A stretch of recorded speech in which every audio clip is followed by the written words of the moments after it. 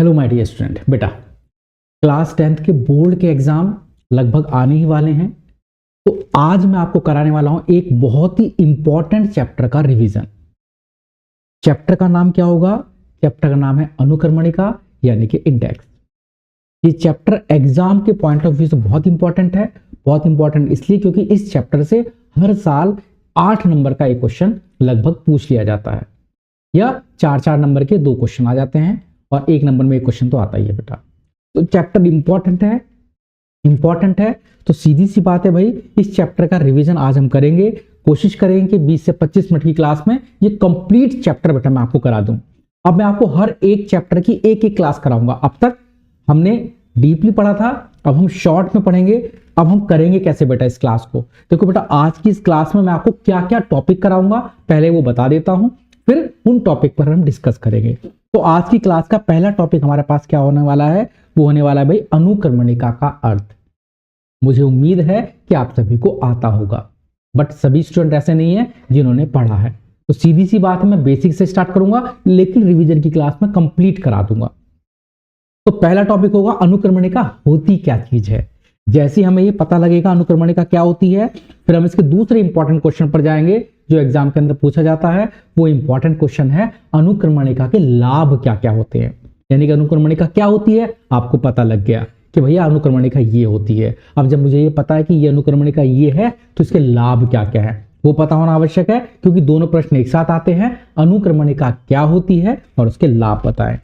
तीसरा important topic इस chapter से जो एग्जाम के अंदर कई बार पूछा जा चुका है, वर्णनात्मक अनुक्रमणिका क्या होती है, हिंदी में भी और अंग्रेजी में भी। यानी कि अंग्रेजी की भी होती है बेटा अनुक्रमणिका, हिंदी में भी होती है। तो वर्णनात्मक अनुक्रमणिका क्या है, उसका अर्थ और उसकी विशेषताएं इंपॉर्टेंट प्रश्न है इस चैप्टर से। तो इस चैप्टर के जो भी इंपॉर्टेंट प्रश्न है बेटा पहले मैं उनके बारे में चर्चा कर रहा हूं, उसके बाद हम क्या करेंगे इसके हर एक टॉपिक को डिस्कस करेंगे, लेकिन शॉर्ट में, बहुत लॉन्ग में आज नहीं जाएंगे बेटा। नेक्स्ट क्वेश्चन है हिंदी की अनुक्रमणिका क्या होती है और हिंदी की अनुक्रमणिका में कितने प्रश्न होते हैं बेटा। मैंने शॉर्ट बनाकर भी आपको बताया था हिंदी की अनुक्रमणिका और इंग्लिश की अनुक्रमणिका में। स्वरात्मक अनुक्रमणिका क्या होती है, ज्यादा इंपॉर्टेंट नहीं है लेकिन हाँ इंपॉर्टेंट के अंदर ये भी आता है।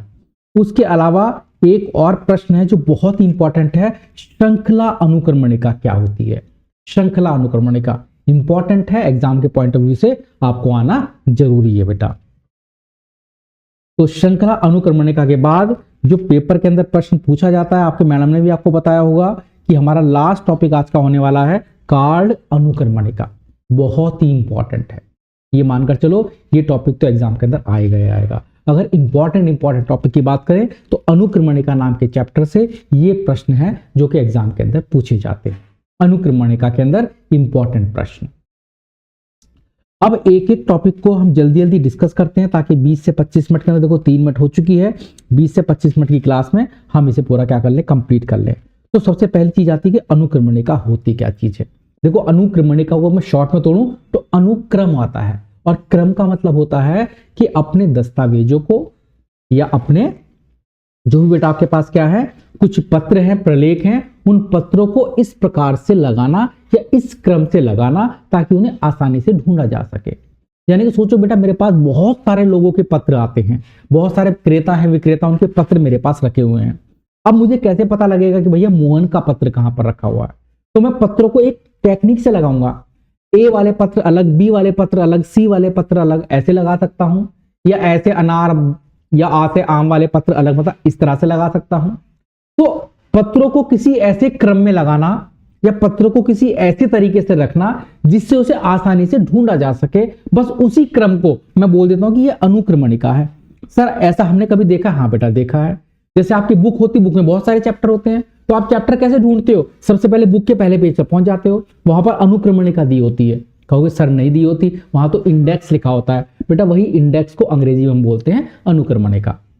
तो इंडेक्स बनाना कि कौन सा चैप्टर कहां पर मिलेगा, दैट इज कॉल्ड अनुक्रमणिका। तो अनुक्रमणिका क्या है? एक युक्ति है, एक टेक्निक है, एक प्रक्रिया है, कुछ भी लिख दो भैया कि अनुक्रमणिका एक टेक्निक है, अनुक्रमणिका एक युक्ति है, अनुक्रमणिका एक तरीका है जिसके माध्यम से हम अपने पत्रों को शीघ्र दोबारा से प्राप्त कर सकते हैं ताकि भविष्य में आसानी से उसे निकाल सके। तो पत्रों को ऐसे लगाना जिससे उसे आसानी से भविष्य में निकाला जा सके, उसी को क्या बोलेंगे, अनुक्रमणिका बोलेंगे। जैसे चाहो वैसे बनाकर लिख कर आ सकते हो। अब अगर मैंने अनुक्रमणिका बना ली है, मैंने पत्रों को इस तरह से सजा लिया है ताकि उसे आसानी से निकाला जा सके, तो उसके लाभ क्या क्या होंगे, बड़े सिंपल से हर एक बच्चे को पता है कि अगर आपको अनुक्रमणिका का अर्थ आ गया है तो लाभ तो ऑटोमेटिकली आ जाने हैं। लाभ क्या क्या होंगे भाई, पहला लाभ क्या है, देखो आप बना बना कर लिखोगे कि पत्रों को ढूंढने में सुविधा हो जाएगी। अगर हमने पत्रों को सही तरह से लगाया है तो पत्रों को ढूंढने में क्या हो जाएगी, सुविधा हो जाएगी, आसानी से पत्रों को ढूंढ सकते हैं।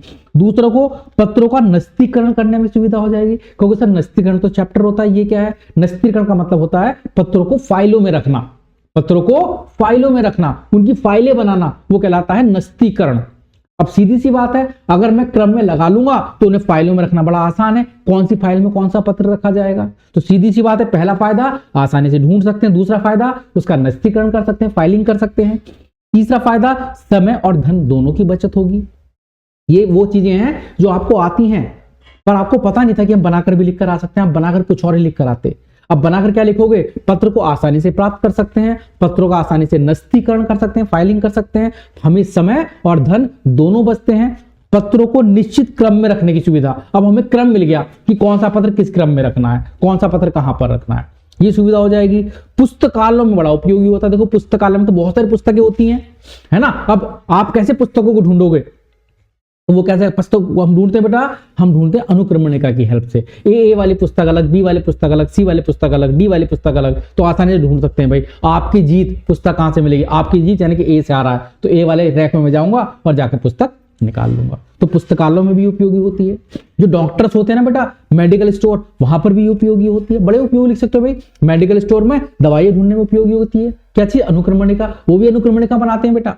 जब किसी मेडिकल स्टोर अगर किसी का होगा तो पता होगा बेटा, वो डब्बे रखे होते हैं, हर डब्बे पे एक नाम लिख देते हैं कि इसमें ए नाम की दवाइयां हैं, इसमें बी नाम की दवाइयां हैं। उन्हें ऐसा रटा हुआ नहीं है कि वो दवाई फलाना वहां मिल जाएगी, नहीं ना भाई, डब्बे के ऊपर लिख रखा है उन्होंने, और वही लिखा हुआ क्या है, उनकी अनुक्रमणिका है।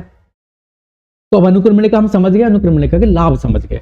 अब उसके बाद बारी आती है कि वर्णनात्मक अनुक्रमणिका क्या होती है ना, और इसके लाभ क्या क्या होते हैं। तो पहले हम चलते हैं बेटा वर्णनात्मक अनुक्रमणिका के ऊपर। वर्णनात्मक मतलब वर्ण के आधार पर, शब्दों के आधार पर मैं अनुक्रमणिका को बनाता हूं।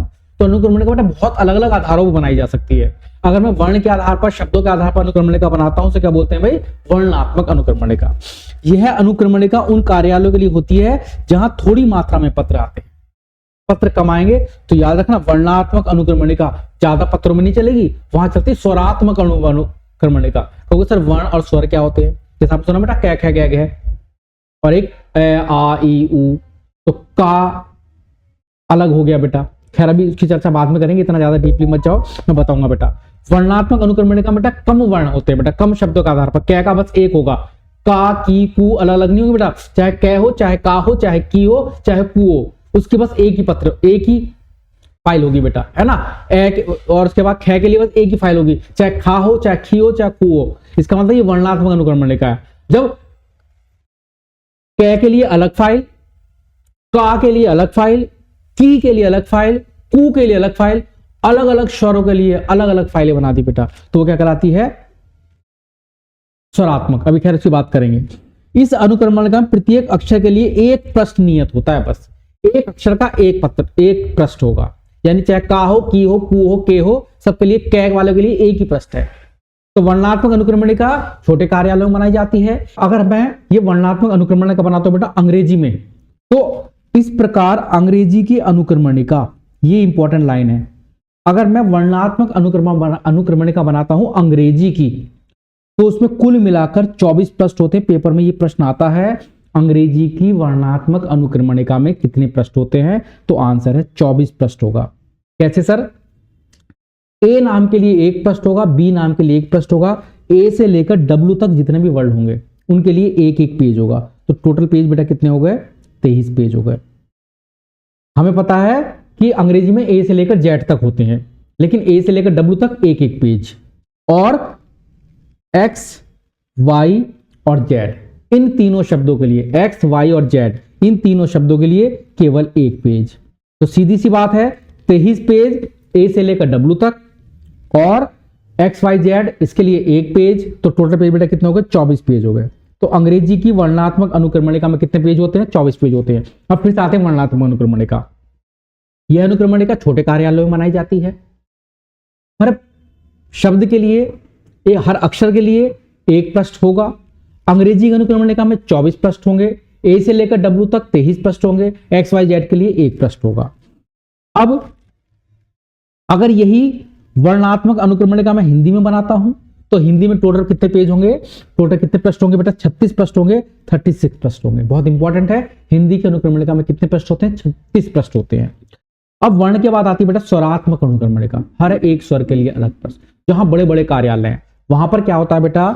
कै के लिए एक पेज अलग होगा। जिनके नाम की से स्टार्ट होंगे उनके लिए अलग पेज होगा। जिनके नाम बड़ी की से स्टार्ट होंगे उनके नाम अलग पेज होगा। जिनका नाम कू से स्टार्ट होंगे उसके लिए अलग पृष्ठ होगा। डबल कू के लिए अलग पृष्ठ होगा। को के लिए कोमल अलग पृष्ठ होगा। तो अगर बहुत सारे बड़ी आपका कार्यालय, बहुत सारे आपके पास क्या आते हैं? कार्ड आते हैं, बहुत सारे आपके पास पत्र आते हैं। तो अब पत्र इतने ज्यादा हैं तो अब आपको कै वाले अलग, की वाले अलग, कू वाले अलग, को वाले अलग, कौ वाले अलग अलग अलग रखने पड़ेंगे बेटा। उसे हम क्या बोलते हैं? स्वरात्मक अनुक्रमणिका। और स्वरात्मक अनुक्रमणिका में कितने पृष्ठ होते हैं? ये पेपर के अंदर नहीं आएगा बेटा, क्योंकि ये आवश्यकता के अनुसार हम बना सकते हैं। की वाले बना सकते हो, बड़ी की वाला नहीं बना सकते, है ना, अपने अकॉर्डिंग बना सकते। कू वाले एक साथ बना सकते हो, इन दो का एक ही पृष्ठ बना सकते हो।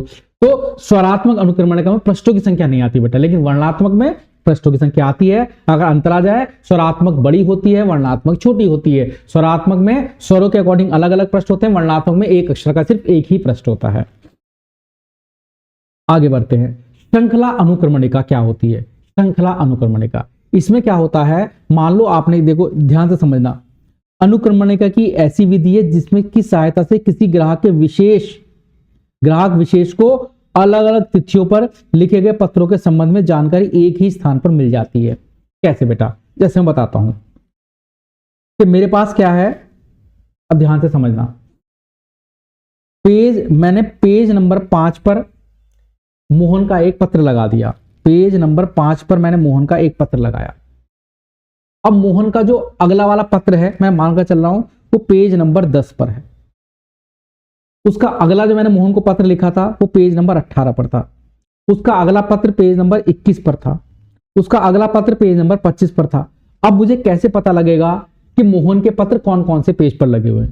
तो जब पेज नंबर 5 होगा, उस पेज नंबर 5 के कोने पर मैं एक चीज लिख दूंगा, 0/10। पेज नंबर 5 पर मैंने ये कोड डाल दिया। इस कोड का मतलब क्या है? इस कोड का मतलब है कि इससे पहले मोहन का कोई पत्र नहीं मिला, 0, और अगला पत्र मोहन का कौन से पेज पर मिलेगा? मुझे 10 पेज पर मिलेगा। तो पेज नंबर 5 पर मैंने क्या लिख दिया? 0/10। 0/10 का मतलब हुआ कि इससे पहले कोई पत्र नहीं है मोहन का, और 10 का मतलब है कि अगला पत्र पेज नंबर 10 पर मिलेगा। जब पेज नंबर 10 पर मैं कोई पत्र लगाऊंगा तो वहां पर कोने पर मैं एक कोड डाल दूंगा। उस कोड पर मैं क्या लिख दूंगा? 5/18। इस 5/18 का मतलब क्या है कि इससे पहला पत्र पेज नंबर 5 पर है, ये रहा बेटा, और उसके बाद वाला पत्र अगर ढूंढना है तो पेज नंबर 18 पर मिलेगा। और पेज नंबर 18 पर मैं क्या कोड डाल दूंगा? 10/21। 10 का मतलब इससे पहला वाला पेज कहां पर था? पत्र कहां पर था? 10वें पेज पर, और अगला पत्र मुझे कहां मिलेगा? 21वें पेज पर। ऐसे ही जब मैं 21वें पेज पर पत्र चिपकाऊंगा तो वहां पर कोने पर बेटा मैं एक क्या डाल दूंगा? इस तरह डब्बा बनाकर लिख दूंगा 18/25। इसका मतलब क्या हुआ कि इससे पहला वाला पत्र पेज नंबर 18 पर है और आने वाला मोहन का पत्र पेज नंबर 25 पर है। और पेज नंबर 25 पर मैं क्या लिखूंगा? केवल 21/0 लिख सकता हूं, या 21 लिखकर छोड़ सकता हूं। इसका मतलब इससे पहला पत्र पेज नंबर 21 पर है, उसके बाद अभी कोई मोहन का पत्र प्राप्त नहीं हुआ। इसे हम क्या बोलते हैं बेटा? इसे हम बोलते हैं